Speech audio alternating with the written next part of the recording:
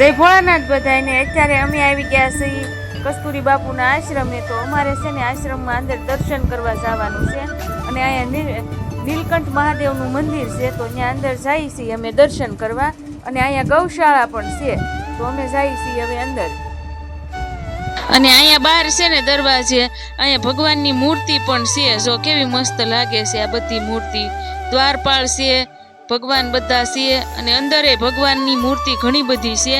ત્યાં છે ને કુંડ બનાવેલો છે અને અહીંયા જો આપણે આવી ગયા છીએ કસ્તુરી બાપુની જે આ બેઠક હતી, જ્યાં બેહતા કસ્તુરી બાપુ, ત્યાં છે આ જગ્યા એની। તો ત્યાં આપણે દર્શન કરી લેશું। અને આ એની જૂનવાણી વસ્તુ જે હતી, આ ગાડી છે, અમુક અમુક વસ્તુ એની પડી છે, તો જો આ બધી ત્યાં રાખેલી છે।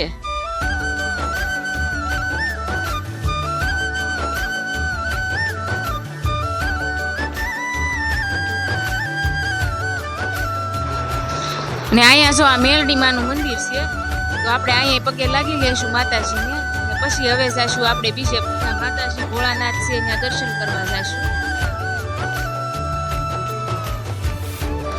ને આ છે ભોળાનાથનું મંદિર। આ નાનું મંદિર છે અને મોટું મંદિર છે હજી આગળ, એના પણ દર્શન કરાવશું તમને। તો અહીંયા આપણે દર્શન કરી અને આગળ જઈશું।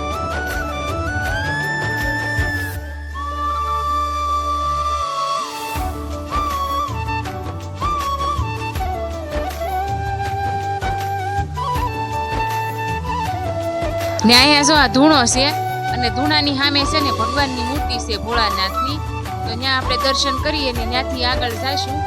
જો અહીંયા ભોળાનાથ બેઠેલા છે।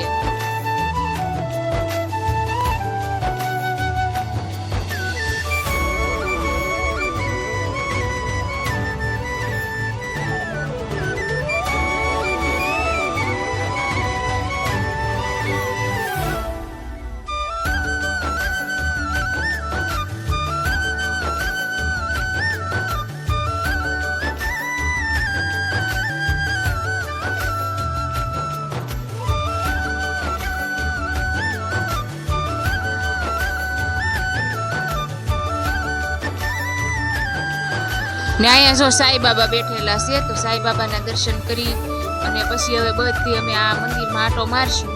તો બધે કેવું સરસ છે બધું, આમ ઝાડવા ને કેવું સારું બગીચા જેવું છે। અને અહીંયા નવું મંદિર પણ બનવાનું શરૂ છે, એક આરસનું મંદિર બનાવે છે।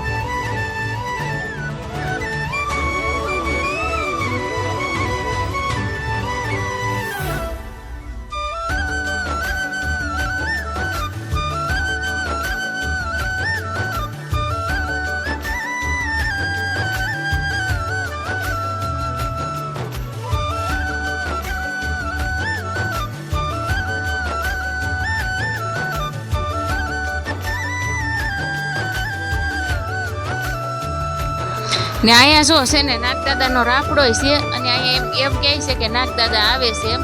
આના ઇતિહાસની અમને તો ખબર નથી, પણ તમને કોઈ ક્યારેક ત્યાં ગયા હોય ને ખબર હોય તો અમને કમેન્ટમાં લખીને જણાવજો।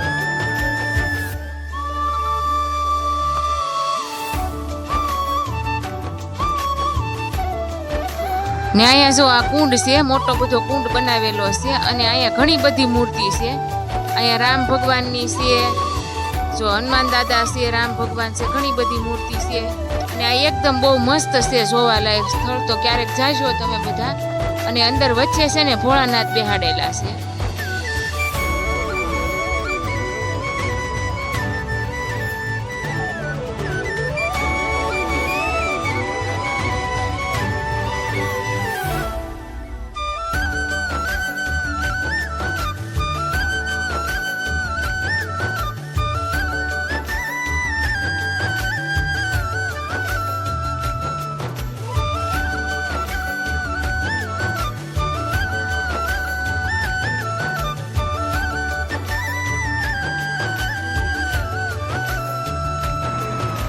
અહીંયા છે ને જો આ ગૌશાળા છે, એ જો ઘણી બધી ગાયો છે.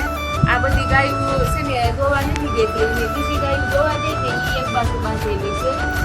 જો આ કેટલી બધી ગાયો છે ને આપણને પાળીને જો બધી ગાયો ઓરી આવી છે. જો તમને મારો વિડીયો ગમ્યો હોય તો લાઈક, શેર ને સબસ્ક્રાઈબ કરવાનું ભૂલતા નહીં.